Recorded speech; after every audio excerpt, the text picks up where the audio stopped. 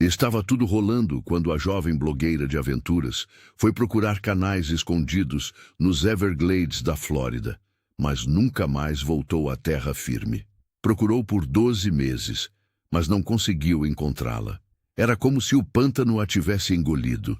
Até que um velho pescador de caranguejos puxou sua armadilha para fora da água, onde as correntes dos Everglades encontram o Golfo aberto, e encontrou provas que apontaram os investigadores para uma possibilidade terrível.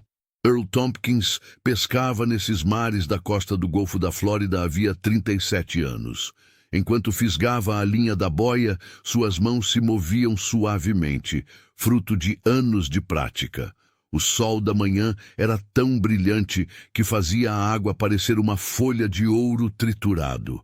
O guincho ganhou vida com um gemido, puxando a armadilha para caranguejo azul de 12 metros abaixo. Seu motor a diesel roncava sem parar.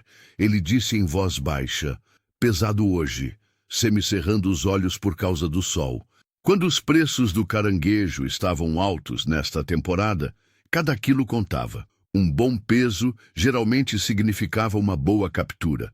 Com um respingo de água, a armadilha emergiu, e Earl pôde ver os nadadores azuis correndo para dentro com as garras erguidas em vão. Mas ele viu algo mais, um lampejo de rosa nos tons de marrom e azul. Quando abriu a porta e girou a armadilha sobre a mesa de triagem, um enorme grupo de caranguejos saltou de lá. Que diabos! Earl estendeu a mão sobre os caranguejos rabugentos e tirou um telefone molhado dentro de uma capa rosa. Algumas algas e cracas viviam na superfície, e um pedaço de alga marinha seca estava enrolado em um dos cantos. Era óbvio que era um iPhone, mas a tela estava preta e sem imagem depois de ficar submersa por sabe-se lá quanto tempo. Ele o virou em sua mão áspera. Parece o telefone de uma jovem. Turistas às vezes deixavam esses aparelhos cair de barcos e crianças os perdiam na praia.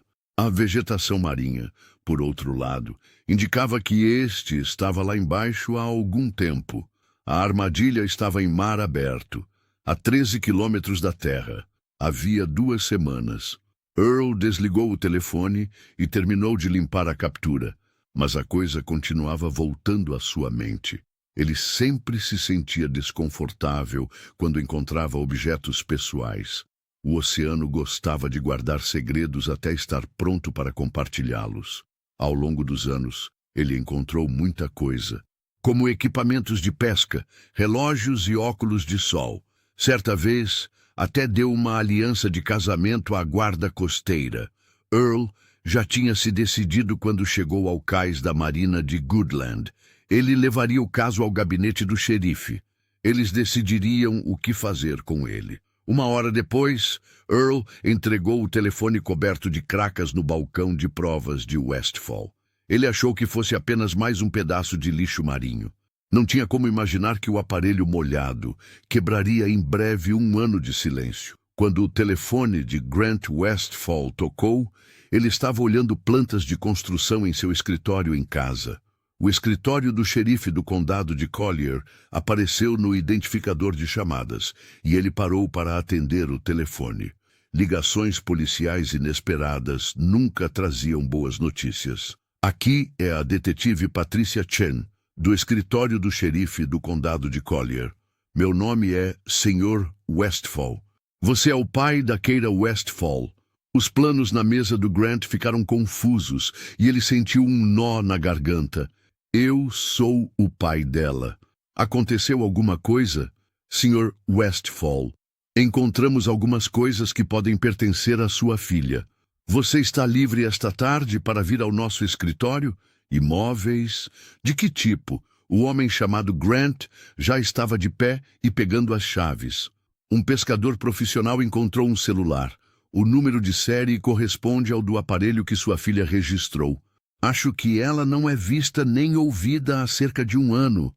As pernas de Grant quase cederam. Ele se agarrou à beirada da mesa. Aliás, ela foi vista pela última vez nos Everglades. Encontrou o telefone dela? Onde? Prefiro falar dos detalhes pessoalmente, Sr. Westfall. Posso entrar? Estou indo embora. Parecia que horas se passaram na viagem de 20 minutos até o escritório do xerife. A mente de Grant estava cheia de opções, cada uma mais dolorosa que a anterior. O celular de Keira, depois de um ano sem pistas, relatórios ou rastros digitais. O celular dela aparece do nada. Ele tinha as mãos trêmulas ao volante. O detetive Chen o levou a uma pequena sala de reuniões dentro do escritório do xerife. Um saco de evidências com uma capa de celular rosa coberta de vegetação marinha estava sobre a mesa. Grant soube imediatamente o que era. Ele deu aquela maleta para Keira de Natal, 2 anos atrás. O padrão rosa brilhante a fez rir, mas ela a usou mesmo assim. Por que seu pai a escolheu? Seu filho usa este telefone? Perguntou o detetive Chen em voz baixa. Grant só conseguiu assentir e não falar. Sr. Westphal, o telefone foi encontrado em uma armadilha para caranguejos a cerca de 13 quilômetros mar adentro, em águas com cerca de 12 metros de profundidade. Embora os dados tenham sido danificados pela água, nossa equipe de tecnologia conseguiu recuperar alguns deles. Há vídeos do dia em que sua filha desapareceu aqui. Com um laptop na mão, ela o encarou.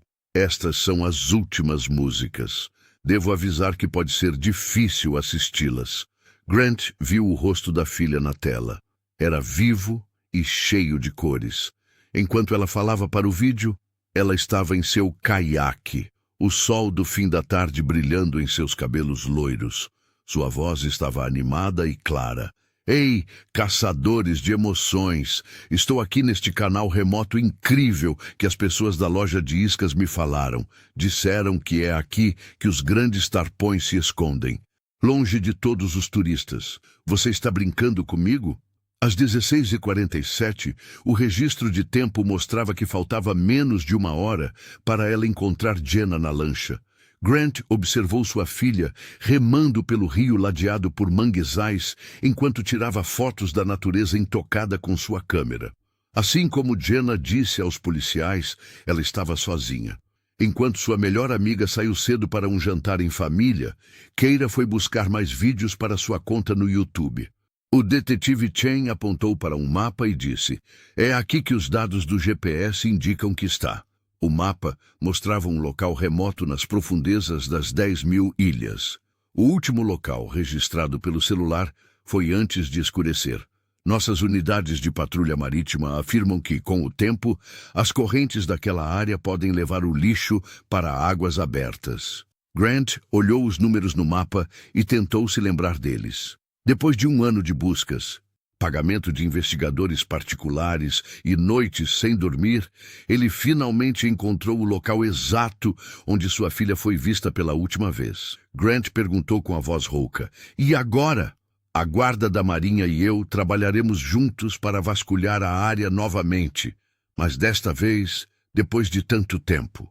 Chen parou de falar. "Também perguntaremos às pessoas nos pieres e rampas de acesso para barcos o que elas lembram daquele dia." Naquele momento, um policial fardado bateu à porta e entrou. Grant viu que ele usava um emblema da patrulha da marinha em seu uniforme. O policial Troy Hutchins disse: "Detetive, não pude deixar de ouvir. Costumo patrulhar esses mares. Ficarei feliz em ajudar se quiser falar com as pessoas nos pieres. A maioria dos líderes da organização e pessoas que moram lá são pessoas que conheço." O detetive Chen assentiu em agradecimento. "Policial Hutchins, isso seria útil. Sr. Westphal, gostaria de ajudar com a campanha? Estar perto de um membro da família pode ajudar as pessoas a se lembrarem das coisas." Grant se levantou imediatamente. "Sim, sem dúvida."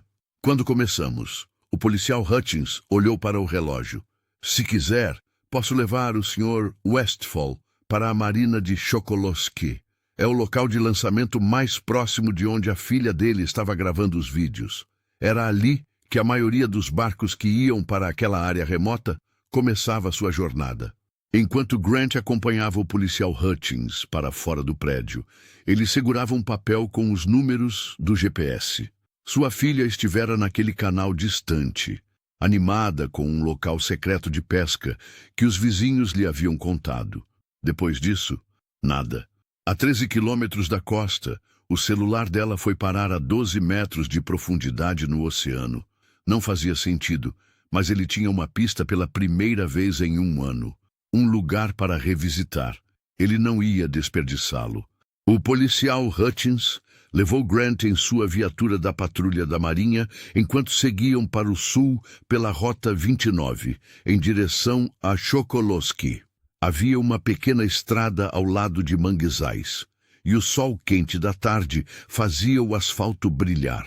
Ele continuou assistindo ao último vídeo de Kira repetidamente em sua mente.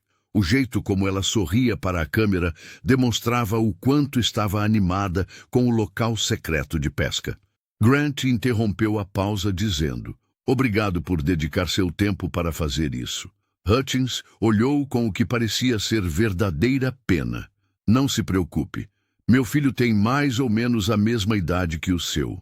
Não tenho ideia do que você passou no último ano." Quando chegaram à marina de Chokoloskee, barcos de pesca antigos e barcos modernos de lazer balançavam por ali. O ar estava impregnado do cheiro de gasolina e água salgada. Enquanto caminhavam pelo cais, Grant viu vários capitães de barco cumprimentando o oficial Hutchins com acenos educados. Hutchins pegou o celular e disse: "Deixe-me mostrar uma coisa." Um mapa oceânico da região lhe foi mostrado. Foi aqui que o celular da sua filha mostrou pela última vez onde ela estava. É fácil se perder, pois há muitas estações com a mesma aparência. Os moradores da região chamam isso de labirinto. Grant olhou para a tela e comparou-a com a cópia impressa que havia feito. O policial disse algo sobre o telefone ter sido levado para o mar pelas correntes. Hutchins disse que era possível, mas seu tom de voz demonstrava que ele não tinha certeza. Mas fica a 13 quilômetros de distância. É mais provável que outra coisa tenha movido o telefone. Pode ter sido pego pela correnteza de um barco ou por equipamentos de pesca. Esses empresários usam redes e linhas para se locomover na água. Perguntaram a alguns capitães de barco sobre o trabalho deles, mas a maioria disse que não estava naquela área há um ano. Uma pessoa disse que os canais do interior eram usados principalmente por pessoas que moravam lá e conheciam a água, não por barcos comerciais. A cada beco sem saída, Grant ficava cada vez mais irritado.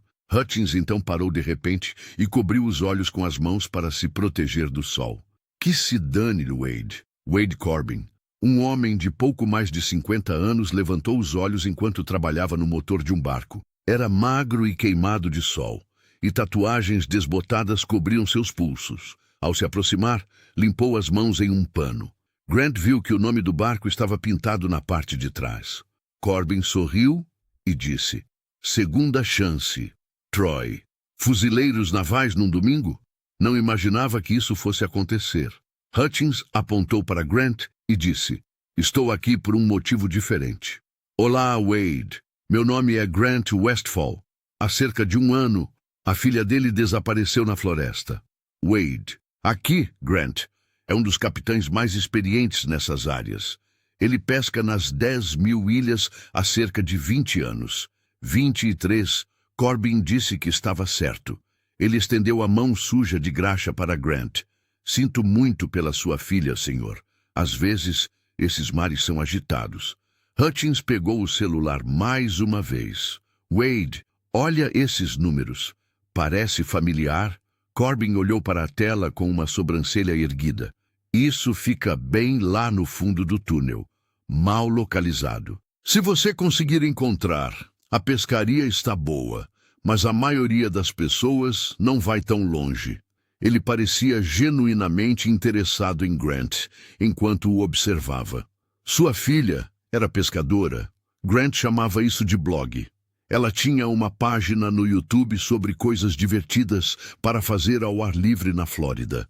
Um funcionário de uma loja de iscas lhe contou sobre um lugar onde grandes tarpões se escondem. "Ah", disse Corbin, com um aceno de cabeça. "Sim, Aqueles veteranos às vezes deixam garotas bonitas entrarem nesses lugares secretos.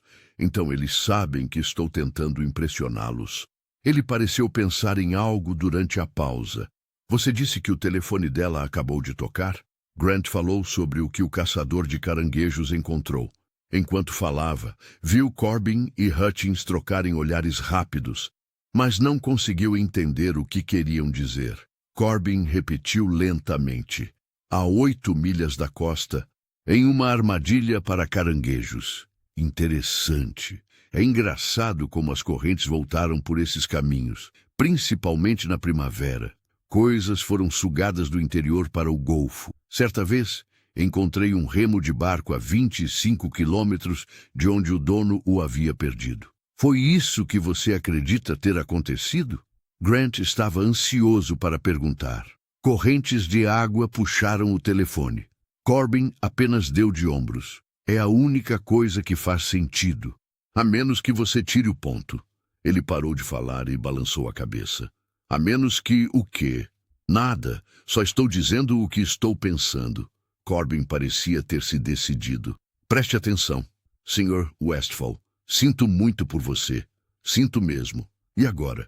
Não tenho nada planejado para amanhã de manhã. Posso te levar lá fora? Podemos voltar e encontrar aquelas águas. Você pode procurar em alguns lugares que as equipes oficiais podem ter deixado passar. O coração de Grant deu um pulo. Você faria isso? Sim, esses canais são como uma segunda pele para mim. Podemos ver algo que ninguém mais viu. Corbin deu uma olhada rápida em Hutchins. Em outras palavras, se a patrulha da Marinha não se importar. Aliás, Hutchins sorriu. Ótima ideia. Wade conhece aquela área aquática melhor do que nossos barcos da polícia.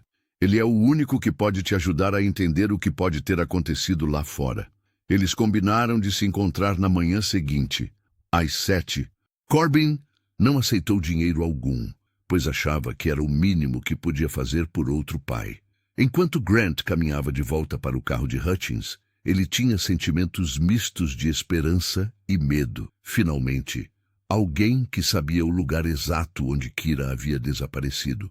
Hutchins disse a Wade, bom homem, enquanto eles partiam. Algumas vezes ao longo dos anos, ele nos ajudou. Ele sabe coisas sobre essas águas que não constam em nenhum mapa. Grant concordou, enquanto se olhava pelo espelho lateral e via que o homem parecia saber muito. Sim, ele sabe. Caso sua filha se metesse em encrenca por aí, Wade saberia o que fazer. O clima, a forma como as correntes correm e os lugares onde alguém poderia se meter em encrenca. Hutchins parou quando viu um sinal de pare. Só um aviso. Ele pode encontrar coisas que você não quer ver depois de um ano. Grant ficou tenso. Não importa o que aconteceu. Eu preciso saber. Hutchins assentiu lentamente. Eu entendo. Prepare-se. Na maioria das vezes, o abismo pega e não devolve. É estranho que o telefone tenha aparecido. Eles não disseram uma palavra durante o resto do caminho. Grant olhou para a vasta pradaria de capim-serra e pensou na busca que ele e o capitão Corbin fariam no dia seguinte. O homem parecia realmente preocupado, e era evidente que ele entendia muito de água. Grant sentiu que estava fazendo um progresso real pela primeira vez em meses. Ele ia ligar para a ex-mulher no Colorado, mas mudou de ideia. Ela se casou novamente e tentou esquecê-lo. Ela disse que fazer terapia uma vez por semana a ajudou a encontrar paz. Mas Grant não conseguiu desistir até saber o que estava acontecendo. O policial entregou a Hutchins um cartão de visita ao deixá-lo em seu carro, no escritório do xerife. Tinha o número do meu celular. Ligue para mim imediatamente se precisar de alguma coisa ou se o Wade encontrar algo amanhã. Contarei às pessoas certas. Grant agradeceu e foi para casa se preparar para a busca no dia seguinte. Ele precisaria de água, protetor solar e talvez até alguns sanduíches. Enquanto fazia as malas, suas mãos tremiam um pouco, pois se lembrava de como Kira costumava zombar dele por estar sempre tão preparado para as pescarias. Ela ria ao vê-lo encher caixas térmicas com comida e bebida, como se fosse ficar fora por apenas 3 horas, e não 3 dias. Ele estaria na mesma água amanhã com um capitão que conhecia todas as rotas e correntes por onde ela havia desaparecido. Naquele labirinto distante de manguezais e águas escuras, ele poderia finalmente encontrar algumas pistas sobre o que havia acontecido com sua filha. Quando Grant chegou à marina de Chokolosky, às 6h45, o ar estava quente e abafado. Wade Corbin já estava em seu barco, certificando-se de que tudo estava em ordem. A segunda opção era um console central de 8,5 metros com 2 motores de popa e um robusto teto de teca. Fora construído para trabalhos pesados em alto mar. Eu disse, "Bom dia, Sr. Westphal", disse Corbin. "É um dia lindo para procurar. O mar está calmo e a vista é boa." Grant subiu a bordo e notou a estrutura profissional, que incluía muitos suportes para varas, caixas para peixes grandes e uma grande variedade de eletrônicos. Ele estava guardando a mochila quando seu pé prendeu em uma placa solta do convés. Quando olhou para baixo, viu o que pareciam ser várias placas que eram escotilhas. Corbin rapidamente lhe disse, "Cuidado com onde pisa. Tudo no convés é um espaço de armazenamento. Ajuda a distribuir o peso quando há muitos peixes a bordo." Grant concordou, mas havia algo estranho nas divisórias. Eram maiores do que a maioria dos lugares que armazenam peixes. E ele viu pelo menos 6 escotilhas diferentes. O barco comportava uma quantidade anormalmente grande de combustível. No painel, ele via mais de um medidor de combustível. Grant disse, "Nossa, são muitos tanques de gasolina." Quando Corbin ligou os motores, ele deixou claro que eles precisavam deles para as corridas longas. "Eu fico fora de serviço por 12 a 14 horas seguidas. Não quero ficar sem água a 30 quilômetros da costa." Ele tinha uma caixa térmica na mão. "Traga algumas garrafas de água para nós. Vai estar calor lá fora." Ao se afastarem da marina, viram pescadores se preparando para o dia. Depois de sair da zona de não marcha, Corbin empurrou os manetes para a frente, o que fez o barco subir em linha reta. O plotter cartográfico de Corbin mostrava o progresso, enquanto Grant segurava a impressão com os dados do GPS. Corbin perguntou, acima do barulho do motor, "Conte-me sobre sua filha. Que tipo de filmes ela fazia?" Grant se sentiu um pouco melhor ao falar sobre o canal de Kira e o quanto ela adora mostrar lugares secretos da Flórida às pessoas. Sua contagem de inscritos está crescendo e ela quer fazer disso seu trabalho em tempo integral. Corbin pareceu genuinamente interessado quando perguntou sobre seus equipamentos e métodos de filmagem. Durante os 30 minutos em que seguiram para o sul, as ilhas de Mangue ficaram mais lotadas. Grant ficou de olho no GPS e viu que estavam se aproximando da localização do celular de Kira. À medida que Corbin reduzia a velocidade do barco, seu coração batia mais rápido. "Ok", disse Corbin, olhando para os instrumentos. "Estamos chegando perto daquela área. Sr. Westphal, preciso lhe contar uma coisa. Esta parte da trilha não é um lugar para onde possamos ir." "Fiquei enjoado, Grant. O que você quer dizer? Está vendo aquelas marcas?" Corbin apontou para alguns postes ao longe. "Você não pode entrar nessa área toda. Há alguns meses, a patrulha marítima transformou-a em zona de segurança para peixes-boi. Barcos não são permitidos. Se te pegarem lá, vão te dar uma multa bem alta. Mas minha filha estava lá. Apareceu no GPS dela. Eu entendo." Corbin parecia entender. "Mas isso foi há 1 ano. As regras mudam. Posso nos aproximar. Então vamos trabalhar nas bordas." Qualquer coisa naquela área teria sido arrastada pelas correntes de qualquer maneira. Grant ia discutir, mas Corbin virou o barco. Eles vasculharam o exterior do que Corbin disse ser a área fechada pelas próximas 2 horas. Grant observou as bordas dos manguezais com binóculos e Corbin apontou padrões nas correntes e no fluxo das marés. "Você consegue ver como a água se move?" Corbin apontou para as correntes em turbilhão.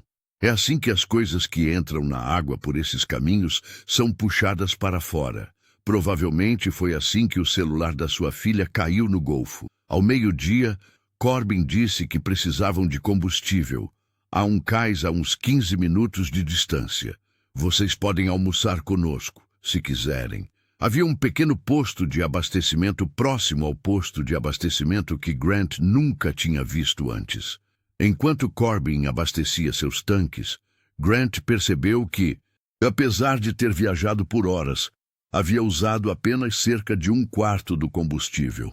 Grant entrou na pequena loja para comprar algo gelado. Quando voltou para fora, Corbin estava em seu caminhão, colocando as mercadorias no barco. Grant viu claramente, entre as caixas de garrafas de água e gelo, várias caixas de absorventes internos e externos, além de alguns pacotes de itens de higiene feminina. É hora de estocar, disse Corbin, notando a atenção de Grant. Eu sempre carrego um kit de primeiros socorros completo comigo. Você não esperaria que as pessoas precisassem desses itens em voos fretados. Ter esses itens à mão é especialmente útil para as mulheres. Uma mulher que conheci no mês passado cortou feio a perna em um gancho. Esses curativos funcionam muito bem como adesivos quando você precisa deles. A resposta fazia sentido, mas parecia já ter sido dita antes. Enquanto Grant ajudava a carregar as compras, ele se sentiu ainda mais inquieto. Alguém comprou muitos itens femininos para um barco de pesca. Grant conversou com um estivador que estava lavando o pier, enquanto Corbin entrava para pagar a gasolina. Com medo de perguntar, "Você conhece bem o Capitão Corbin?" O jovem olhou ao redor rapidamente. "Wade, ele vem aqui com bastante frequência, sim. Talvez eu reserve um passeio com ele, porque ele parece um bom guia." O rosto do trabalhador mudou um pouco. "Sim, ele realmente conhece bem a água." Sua voz ficou mais grave. "Ele tem amigos, só para você saber. Fuzileiros navais de guarda. Se é que você me entende. Eles cuidam dele. As pessoas que verificam e param o barco dele nunca o fazem." Corbin saiu da loja antes que Grant pudesse perguntar qualquer outra coisa. O estivador guardou rapidamente a mangueira e evitou contato visual. Os pensamentos de Grant estavam em delírio durante o caminho de volta para Chokoloskee. Alguns lugares estavam escondidos e pareciam grandes demais para peixes. Espaço extra para combustível. Muitos itens de higiene feminina. Amigos da guarda-marinha que se certificavam de que ninguém jamais olhasse para o seu barco. Cada detalhe poderia ser explicado por si só. Mas, quando reunidos, formavam uma imagem assustadora. Quando entraram no cais, Corbin disse, "Você está quieto." Grant respondeu, "Só estou pensando na minha filha," o que era parcialmente verdade. "Eu entendo. Eu realmente queria ter entrado naquela área limitada, mas não posso arriscar minha licença de capitão. Você entendeu, né?" Grant mentiu. "Claro." Quando chegaram ao cais, Corbin ajudou Grant a arrumar suas coisas. "Espero que isso pelo menos tenha te acalmado. Descobrir como funcionam as correntes? Para onde foi o celular dela? Às vezes, não saber é a pior parte." Já pensando no próximo assunto, Grant agradeceu pela viagem. Aquela história sobre a área fechada não fazia sentido. Ele não tinha visto nenhuma marca ou placa que indicasse uma zona de peixes-boi. E a relutância de Corbin em inserir as coordenadas exatas de onde Kira estava atirando parecia que seria fácil demais. Grant fez uma escolha enquanto caminhava até o carro. Amanhã ele iria alugar um pequeno barco, talvez de outra lancha. Diga a eles que era um turista que queria conhecer a região. Ele precisava ver aquele ponto de GPS com os próprios olhos, mesmo que estivesse fora dos limites. Uma mensagem de texto do policial Hutchins tocou em seu celular. "Como foi a busca? Teve sorte?" Grant pensou por um momento antes de responder. "Não está funcionando?" Mesmo assim, o capitão Corbin foi muito prestativo. "Obrigado pela sugestão." Ele não disse o que pensava. Ainda não. Mas, enquanto Grant dirigia para casa, não conseguia se livrar da sensação de que a simpatia de Corbin, na verdade, encobria outra coisa. O homem conhecia aqueles mares muito bem e talvez até conhecesse os melhores lugares para esconder alguém. Grant não dormiu muito naquela noite porque não parava de pensar no passeio de barco. Às 5 da manhã, ele já sabia o que queria fazer. Dirigiu até a marina de Goodland, que ficava longe o suficiente de Chokoloskee para que ele não encontrasse Corbin ou seus amigos lá. "Bom dia", disse ele ao funcionário do balcão de aluguel, de forma forçada e casual. "Sou de Ohio e quero ver algumas paisagens na floresta. Talvez haja lugar para nadar." Carl, o balconista, levanta os olhos do jornal de vez em quando. "Sabe pilotar um barco?" "Sim, senhor. Já teve um barco base no passado." 20 minutos depois, Grant pilotava um barco de 5 metros pelas águas calmas da manhã. Ele inseriu os dados do GPS no celular e o usou para encontrar o caminho mais a fundo no labirinto de canais de mangue. No silêncio que antecede o amanhecer, o pequeno motor do barco alugado parecia barulhento. Grant sabia por que se chamava labirinto enquanto avançava por caminhos cada vez mais estreitos. Paredes de raízes de mangue emaranhadas, erguendo-se da água escura, faziam com que cada curva parecesse igual. Sem GPS, ele estaria completamente perdido em minutos. As instruções o levaram a um canal muito remoto, largo o suficiente para a passagem de 2 barcos. Grant desligou o motor e deixou que sua velocidade o levasse adiante. Então, ouviu o ronco baixo de motores a diesel ao longe. Ele parou de se afastar, agarrando uma raiz de mangue e ouvindo. Barcos, mais de um, com seus motores ligados ao fundo. Grant subiu cuidadosamente nas raízes do mangue enquanto estava amarrado a uma árvore. Seus sapatos de barco deslizavam na casca molhada. Seguindo o som, ele seguiu seu caminho através da confusão. Viu-os através de uma abertura nas árvores. Havia 3 barcos atracados juntos em uma pequena baía. O primeiro barco foi o segundo tiro de Corbin. O segundo era um Mako de 7,6 metros com casco azul que Grant nunca tinha visto antes. Grant engasgou ao ver o terceiro barco. Um barco de patrulha da Marinha com marcações oficiais. Wade Corbin estava no convés do barco patrulha e conversava com os oficiais Hutchins e Navarro. Grant conhecia Navarro da guarita da Marinha. Ele era um homem grande, de bigode. Coisas estavam sendo transportadas do Mako para o barco de Corbin. 2 homens tiveram que levantar caixas pesadas. Grant pegou o celular e colocou no modo silencioso antes de ligar a câmera. Ele tentou se aproximar o máximo possível das pessoas e dos números das placas dos barcos, dando zoom. Os homens pareciam calmos, como se estivessem acostumados com aquele padrão.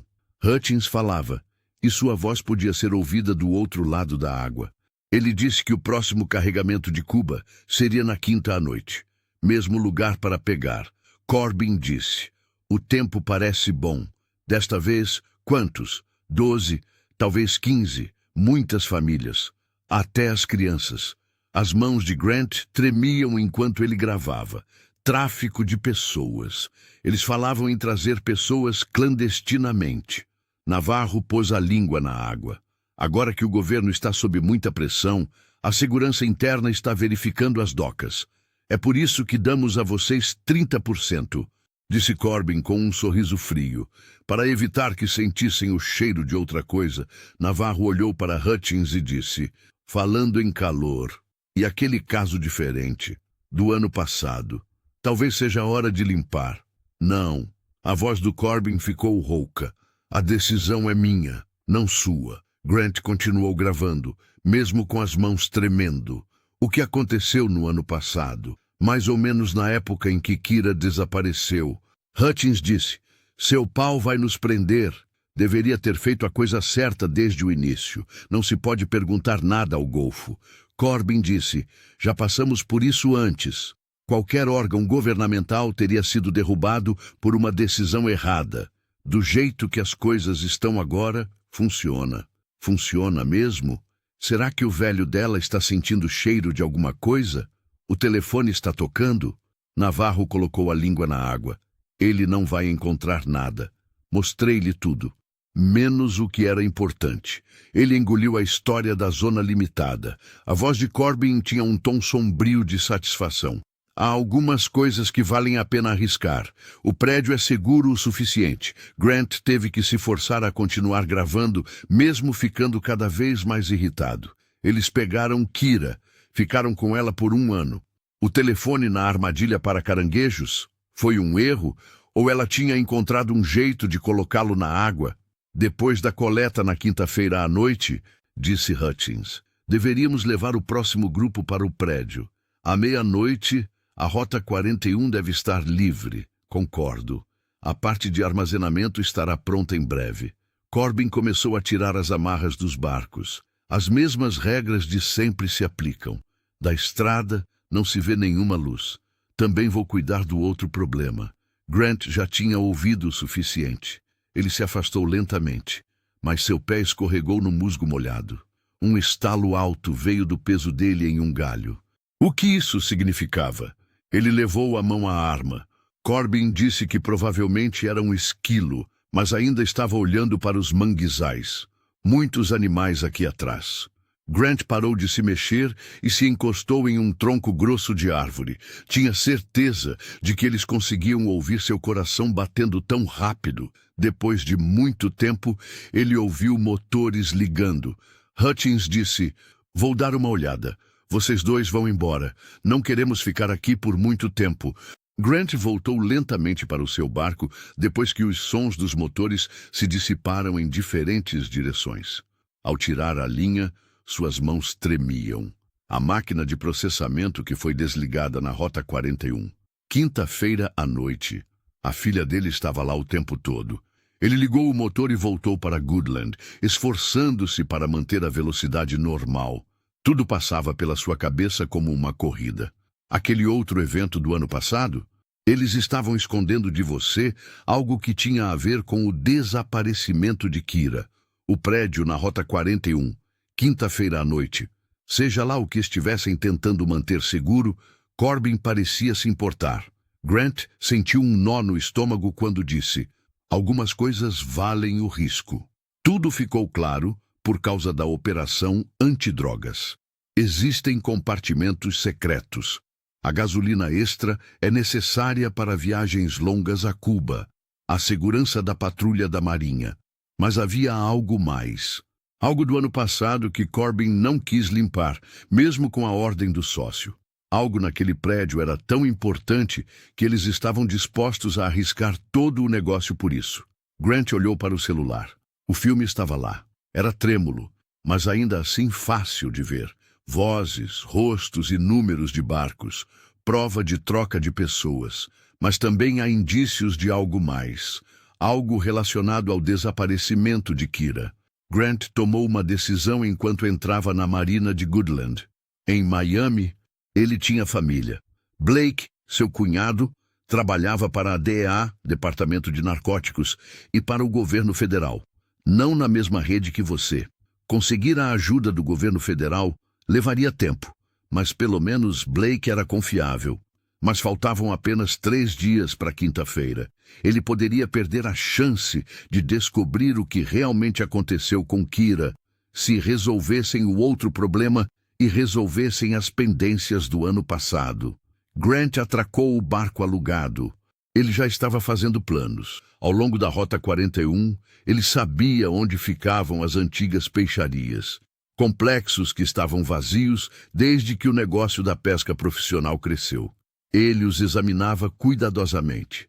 Descubra qual deles eles estavam usando. Descubra tudo o que esconderam no ano passado. Foi inteligente esperar pela ajuda de Blake e do governo, mas ser inteligente não resolveu nada.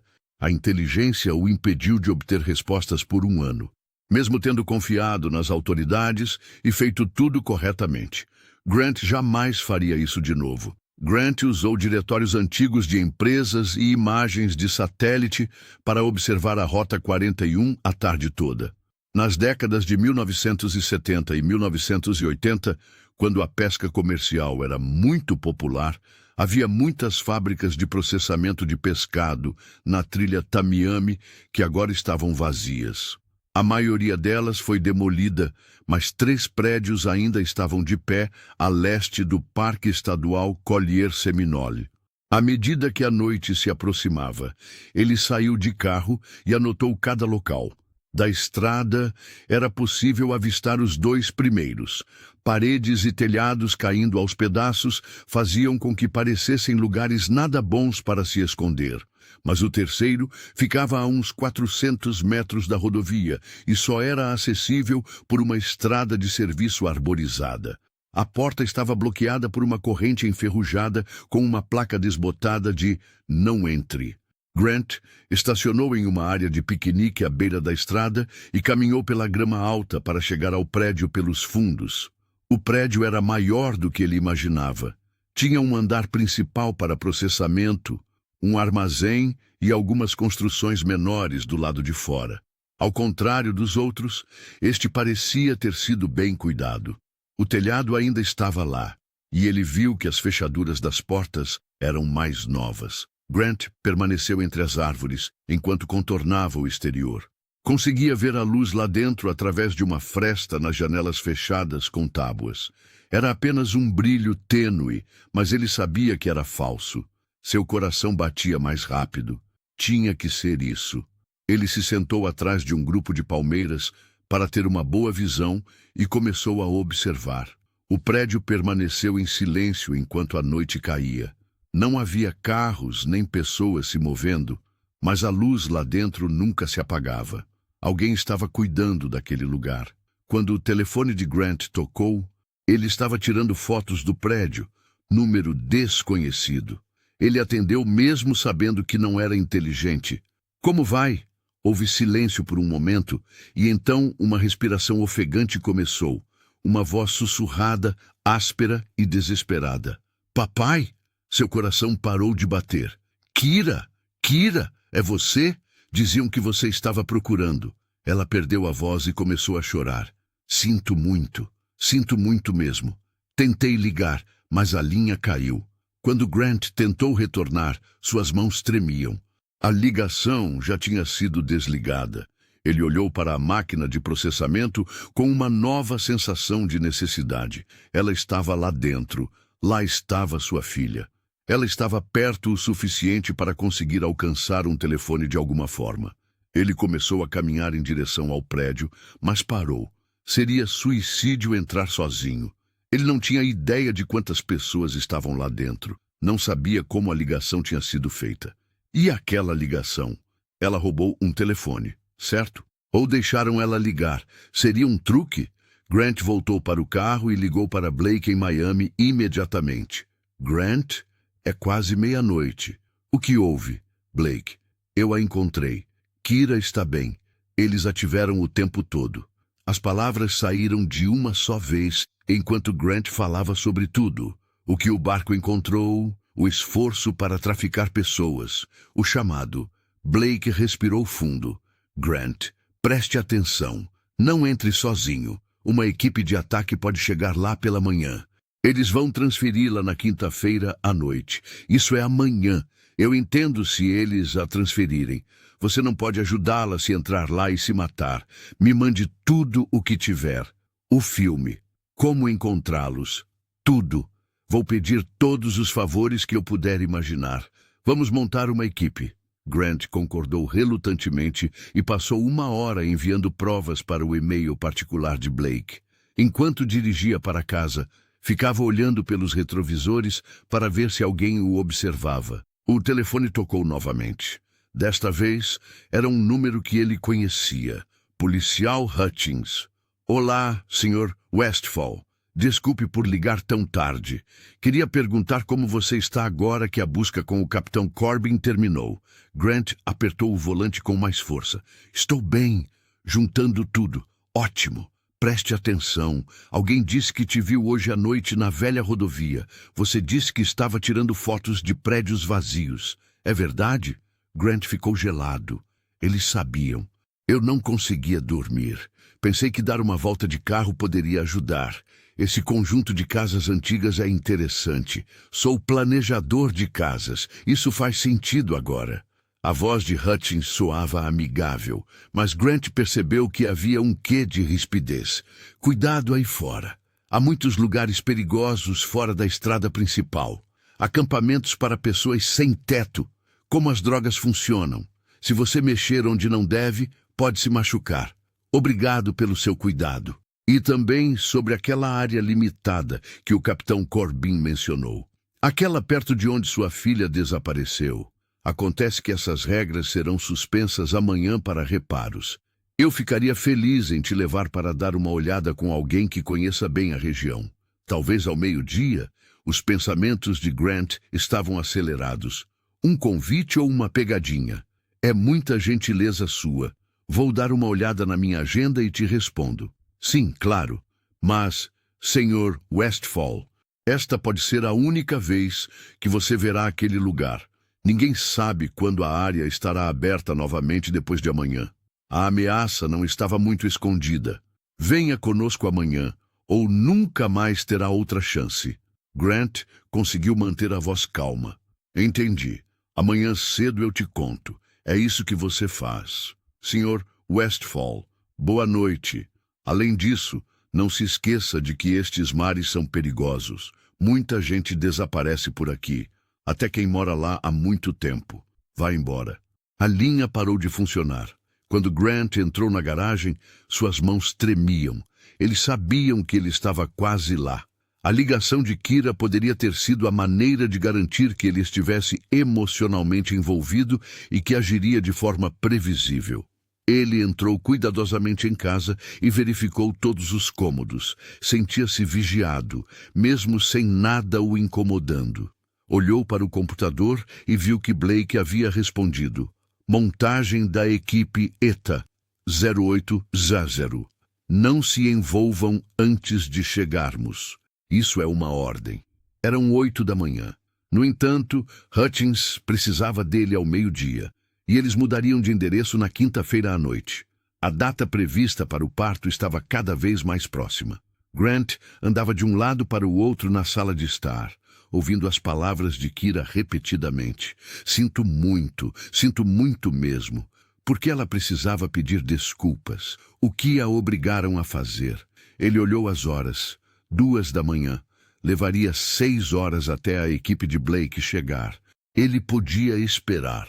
Precisava esperar. Foi uma jogada inteligente. Ele então pensou em Kira, que estava naquela prisão e sabia que seu pai estava procurando por ela. Será que a puniriam por ligar para aquele número? Será que Corbin iria vê-la naquela noite, furioso com toda a atenção? Aquela faca de caça fora dada a Grant por seu pai há muitos anos. Grant foi até o armário e atirou. Ele nunca tinha sido mau e nunca tinha se envolvido numa briga de verdade. Mas, por Kira, ele se transformava em tudo o que precisava ser. 6 horas. Blake teria 6 horas. Não teria certeza se eles eram culpados, se os visse movendo-a ou a ouvisse gritar antes disso. Com a faca pesada no colo, sentou-se perto da janela e observou a rua. Estava sendo planejado por alguns caras em algum lugar para levar a filha dele para casa e nunca mais vê-la. Ele não queria fazer isso. Não de novo. Grant observou o relógio se aproximar lentamente das 6 da manhã a cada minuto. Pelo que pareceram décadas. Blake havia enviado mensagens de texto com atualizações a noite toda.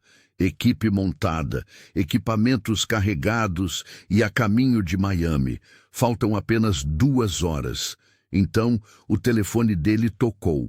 Uma mensagem de vídeo de um número que você não conhece. A imagem que surgiu o fez gelar o sangue. Kira foi tirada em uma sala que parecia feita de concreto. Seu rosto parecia magro. Seu cabelo estava emaranhado e era possível ver hematomas em seus braços. Novos hematomas. Ela teve que olhar para a câmera porque alguém a agarrou pelo ombro. Seus olhos estavam arregalados de medo. O texto que acompanhava dizia: "Cada hora que você atrasa custa a ela. Venha sozinho agora, ou vamos embora." Grant levou um momento de bom senso para sair do carro. Demorou muito, 2 horas. Eles estavam fazendo com que ela se sentisse mal, porque ele estava investigando as coisas. A filha dele sofria mais a cada segundo que ele esperava. Ele ligou para Blake enquanto dirigia em direção à usina de processamento. Caiu na caixa postal imediatamente. Grant digitou rapidamente uma mensagem com o endereço e jogou o telefone fora. Ele precisava se apressar. A estrada de serviço que levava ao prédio não estava sendo vigiada. Grant parou atrás de um grupo de aroeiras brasileiras e caminhou até elas. Ao amanhecer, longas sombras se projetavam sobre o estacionamento, que estava em péssimo estado. Não havia carros ou caminhões visíveis, mas marcas recentes de pneus estavam na terra. Ele contornou uma doca de carga onde uma porta de metal estava ligeiramente aberta. Seu coração batia acelerado enquanto ele deslizava para dentro. Cheirava a podridão e algo pior, dejetos e medo das pessoas. O andar principal da fábrica era uma caverna enorme, cheia de máquinas enferrujadas e concreto. Paredes temporárias haviam sido erguidas para tornar os cômodos menores. Grant ouviu sons em outra parte do prédio e caminhou em direção a eles com a faca em punho. Ele vislumbrou a área do armazém através de uma abertura. O chão era feito de colchões. Correntes e algemas estavam presas aos pilares de sustentação com parafusos. Não era apenas uma estação de pesagem, era um lugar para acomodar pessoas. Quantas pessoas eles mantinham ali? Ele se virou por causa de um som. Um choro suave vinha de trás de uma porta de aço que dizia armazenamento refrigerador. Grant puxou a maçaneta, trancada, mas o choro piorou. Kira! Ele falou baixinho. O choro parou, e então ficou difícil ouvir. Papai! Enquanto Grant olhava para a fechadura, suas mãos tremiam. Um cadeado forte, pesado demais para sua faca. Ele rapidamente procurou algo para quebrá-lo. Certo. Bem na hora. Quando Grant se virou, viu Wade Corbin parado a 3 metros de distância, com uma arma na mão. Parecia que aquela era apenas mais uma manhã de trabalho para o capitão. Ele estava limpo e calmo. Troy e eu apostamos que você esperaria por reforços ou atacaria. Eu sei. Corbin deu um sorriso frio. Pais são sempre os mesmos. Grant disse, deixe-a ir, e apertou a faca com mais força. O FBI sabe de tudo. Eles estão a caminho. Você acha? Então acho que devemos agir rápido. Corbin acenou com a arma. Largue a faca. Traga-a aqui. Depois de pensar um pouco, Grant concordou. A lâmina se movia para frente e para trás no chão. Corbin continuou a conversa, dizendo que o telefone de Kira ter tocado era algo ruim. Depois que a pegamos, ela conseguiu escondê-lo por 3 dias. Coisinha furtiva. Achei que ela tinha jogado na água quando discordamos pela primeira vez. Fiquei chocada quando o Earl encontrou na armadilha. Você é uma pessoa má. Ela é apenas uma jovem. Ela foi ao lugar errado na hora errada. Apontou a câmera para nós enquanto estávamos sendo transferidos. Bens no valor de 50 mil. Ela quase me custou. O rosto do Corbin ficou mais sombrio, mas devo dizer que mantê-la era importante para mim. Sua filha é corajosa. Sempre briga. Corbin sacou uma arma quando Grant avançou contra ele. Ah, sim. Gostaria de vê-la de novo. Não se mexa. Hutchins e Navarro entraram por uma abertura diferente, deixando para trás um rastro de pegadas. Ambos usavam uniformes e estavam com as armas de serviço em punho. Corbin disse a ela. Não tenha pressa. Hutchins respondeu. Tive que me certificar de que ele viesse sozinho. Ele olhou para Grant com uma expressão triste. Você deveria ter aceitado minha oferta ao meio-dia. Teria sido mais limpo. Navarro mandou eles pararem de falar. Os dois precisam ser movidos. O barco está pronto no cais lateral. Os dois? Grant sentiu o estômago embrulhar. Corbin disse que não podiam deixar testemunhas. Não se preocupem. Seu filho estará com vocês. Um breve encontro antes que o Golfo leve vocês dois. Triste acidente de barco. Em sua busca desesperada pela filha desaparecida, um pai se arrisca. Flutua na tempestade. Grant disse mal. Não há tempestade nenhuma. Vai chegar esta noite. A tempestade tropical está se aproximando. Ótima cobertura. As abraçadeiras plásticas foram feitas pela Hutchins. Coloque as mãos atrás das costas. Por favor, não complique as coisas. Grant não teve escolha. Navarro abriu a porta do refrigerador enquanto Hutchins amarrava as mãos. Grant não suportava o cheiro que saía. Dejetos humanos, ficando doente, triste. Corbin mandou que a trouxessem para fora. Depois de entrar, Navarro voltou com uma figura que mal parecia uma pessoa. Grant mal sabia que aquela era sua filha. Ela havia perdido cerca de 18 quilos. Suas roupas eram trapos sujos. Os cortes em seus braços e pernas estavam infeccionados. Ela se apoiava pesadamente em Navarro e mal conseguia ficar em pé. Quando viu Grant, porém, seus olhos se encheram de uma mistura de esperança e dor. Desculpe, pai, ela falou baixinho.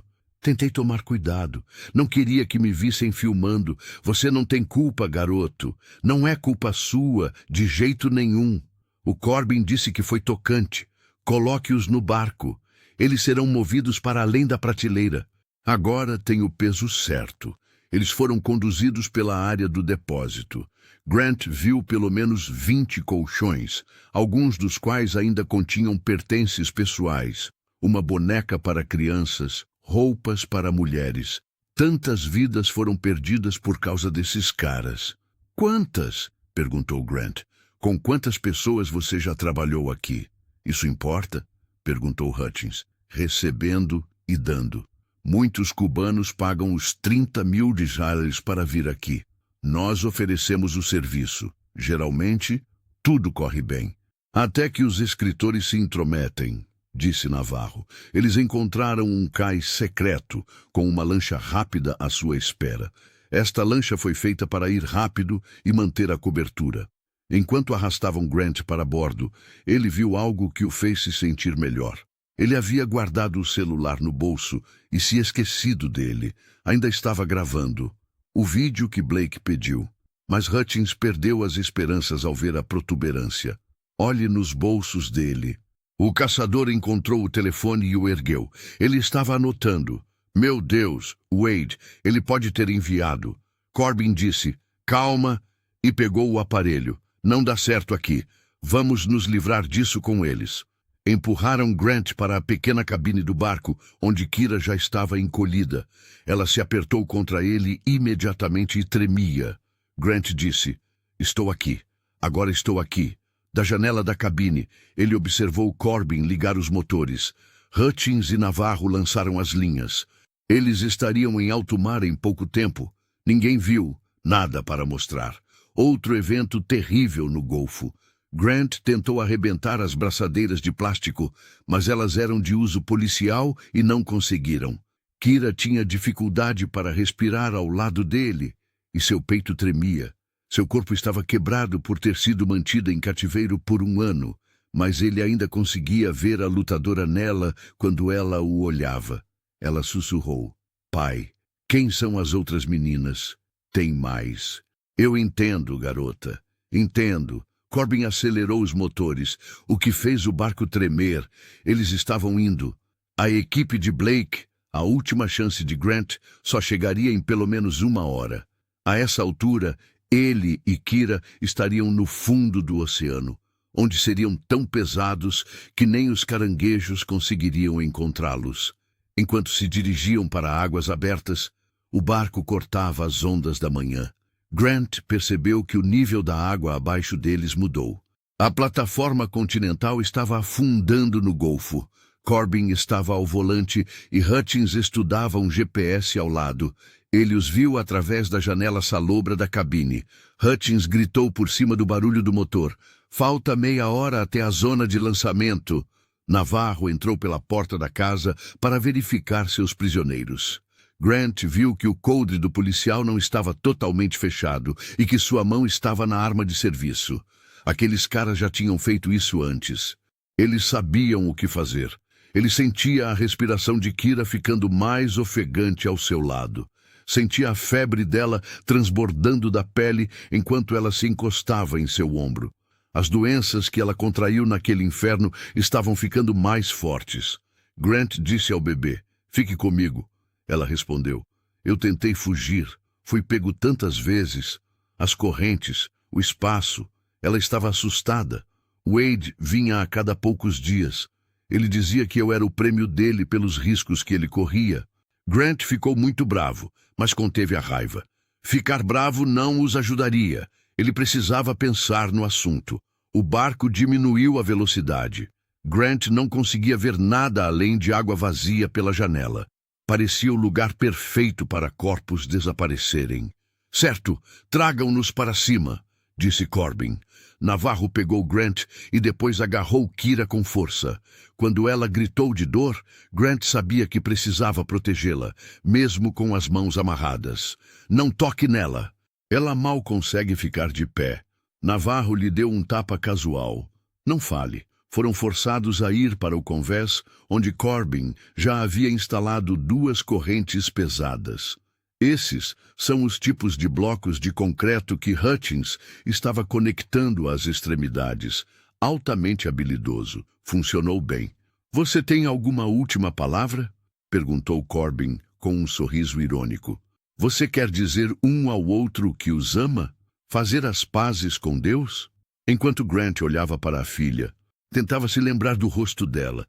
Ela ainda era sua garotinha, mesmo magoada e destruída. Kira, eu te amo. Eu olhava o tempo todo. Nunca. Papai, eu sei. Eu amo. De manhã, o som de lâminas girando corta o ar. Um helicóptero se aproximava rápido e baixo e todos olharam para cima. Não era laranja para a guarda costeira. Era preto federal. Que diabos! Hutchins pegou o rádio. Quem diabos é você? Ei, agentes federais, parem a nave imediatamente. O som amplificado vinha do avião. Corbin pisou fundo no acelerador. Quando o barco deu um solavanco brusco, Grant e Kira caíram no convés. Navarro sacou a arma e apontou para o helicóptero. Vocês estão loucos? Gritou Hutchins. É o federal! Já estamos ferrados! Gritou Corbin de volta. 3 policiais ajudam a transportar refugiados. A vida está à nossa frente. Enquanto Navarro atirava, o helicóptero fez uma curva fechada para o lado. Grant viu sua chance. Ele pulou nas pernas de Navarro enquanto suas mãos estavam amarradas atrás dele. Elas bateram forte e a arma deslizou pelo convés. Pai! O som do grito de Kira cortou tudo. Com um braço em volta do pescoço de Grant, Corbin a puxava em direção à popa enquanto ela rolava. Na outra mão, ele segurava o bloco de aço. Segure-se ou ela irá longe demais. O helicóptero ouviu Corbin gritando. Mais barcos, desta vez barcos de reação federais vindos de diferentes direções. Apareceram no horizonte. Blake havia dito que a armadilha se fecharia em breve. Hutchins fez algumas contas e então largou a arma com as mãos para cima. Desisto, vou testemunhar. Que covarde de merda! Navarro se levantou cambaleando e se jogou para pegar a arma. Grant chutou Navarro com muita força, atingindo-o nas costelas. O policial desonesto tropeçou e caiu, mas continuou andando. Assim que tocou na arma, um tiro de sniper do helicóptero o atingiu no meio. Ele desmoronou imediatamente. Não vão! A voz alta lhes disse o que fazer. Vocês estão sendo atacados! Corbin olhou para todos os lados, alternando entre as naves que se aproximavam atrás dele e Kira em seus braços. Grant podia ver a escolha em seus olhos. Ele a levaria consigo se fosse afundar, de jeito nenhum. Grant se levantou rapidamente. Iris foi empurrada por Corbin em direção à grade traseira. A corrente do bloco de concreto se soltou rapidamente quando ele caiu. Em uma fração de segundo, ela seria puxada para baixo. Grant não pensou. Ele se moveu. Com as mãos ainda amarradas, ele se chocou contra Corbin com toda a força que lhe restava. Eles levaram um golpe forte no convés e rolaram em direção à borda. A corrente estava quase apertada demais. Kira tentou se defender, mas Grant percebeu que ela estava fraca demais. O peso a derrubaria rapidamente. Blake Torres saltou rapidamente do helicóptero para o convés. onde estava pronto com sua arma e equipamento tático. Ele fez um bom tiro. O ombro de Corbin ficou vermelho vivo. A bota de Blake atingiu o capitão no queixo, cortando seu grito. Quando a corrente ficou tensa, outro agente mergulhou em direção a Kira e a agarrou. Ele fez um alicate de corte que cortou os elos com um movimento suave. Certo! Larguem os suspeitos. Precisamos de ajuda médica imediatamente. Grant sentiu alguém cortar suas braçadeiras. Enquanto agentes do FBI cercavam o barco, ele se arrastou até Kira e a agarrou. Ela estava acordada, mas seu corpo finalmente estava cedendo após 1 ano de abusos. Alguém disse que o atendimento médico atrasou 60 segundos. Blake se ajoelhou ao lado deles e seu terno caiu, revelando seu tio. Oh, meu Deus, Grant. Kira, não se preocupe, querida. Nós cuidamos de você. Agora você está seguro. O prédio, Grant disse apressadamente. Tem mais. Meninas e mulheres. Blake lhe disse que elas já haviam sido atacadas. Soubemos tudo pelo seu vídeo. 12 refugiados foram salvos e todos ainda estão vivos. A rede como um todo está caindo. Um helicóptero médico sobrevoava a área, enquanto se preparava para lançar uma cesta.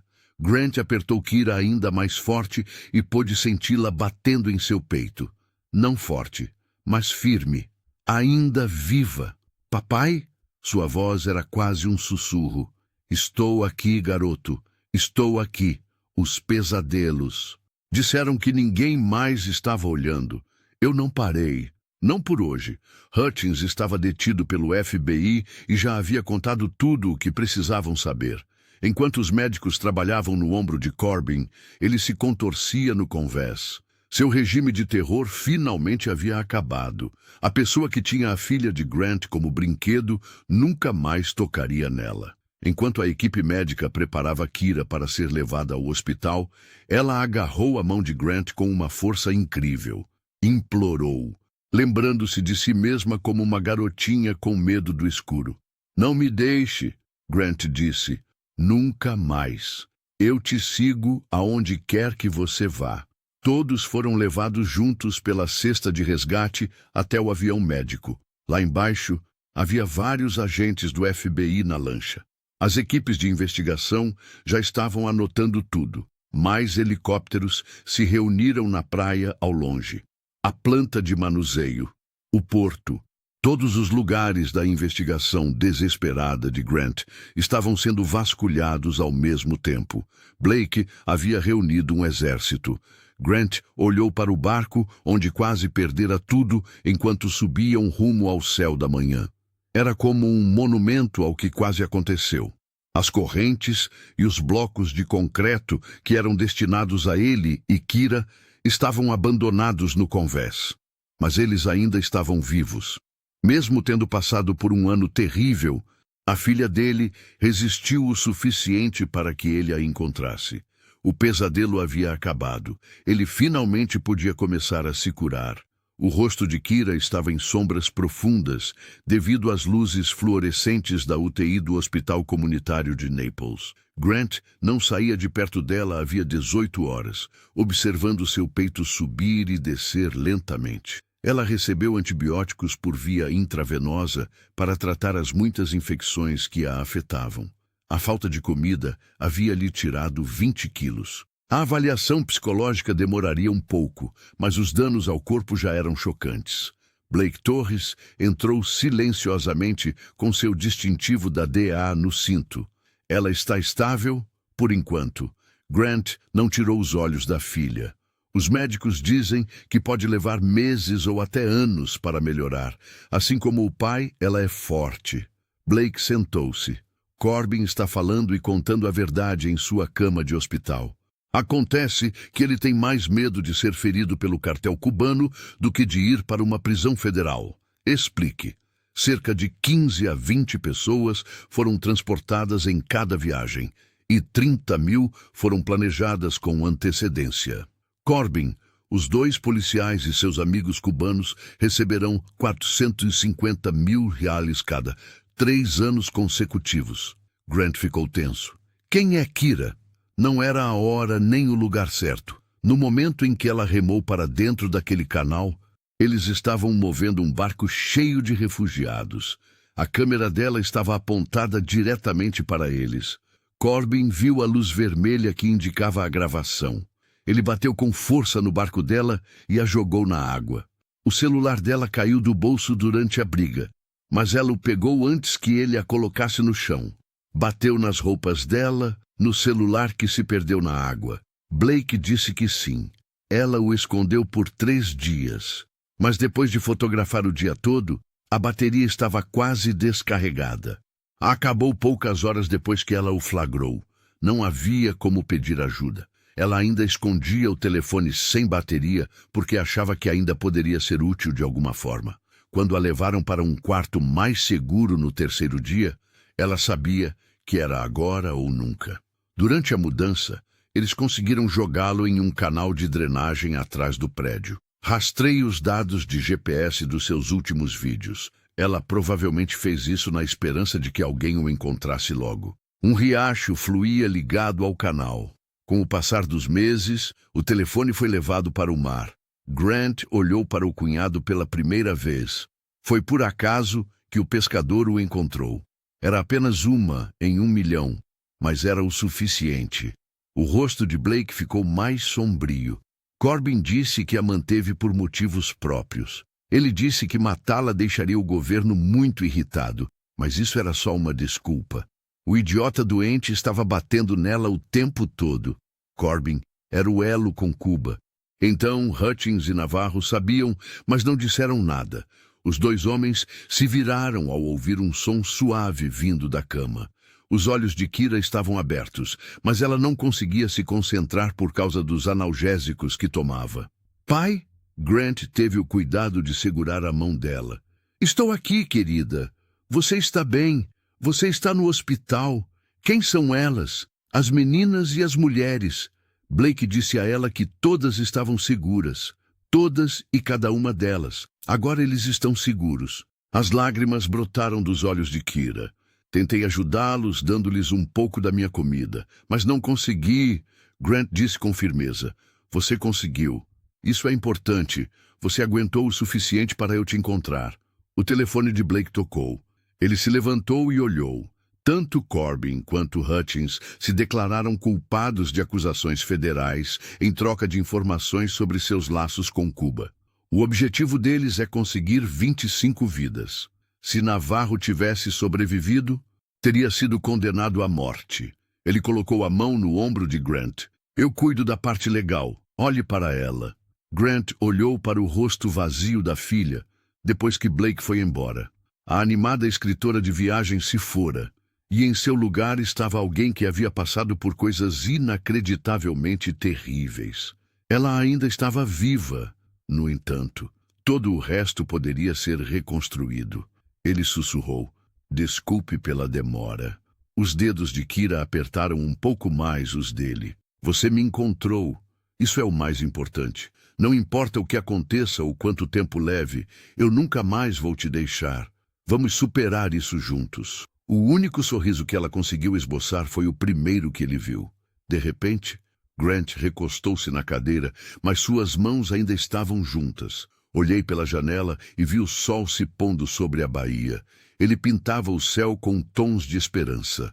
Agentes federais ainda trabalhavam em casos, analisavam dados e garantiam que a justiça fosse feita em algum lugar. Mas naquela sala, um pai e sua filha iniciavam sua longa viagem de volta para casa.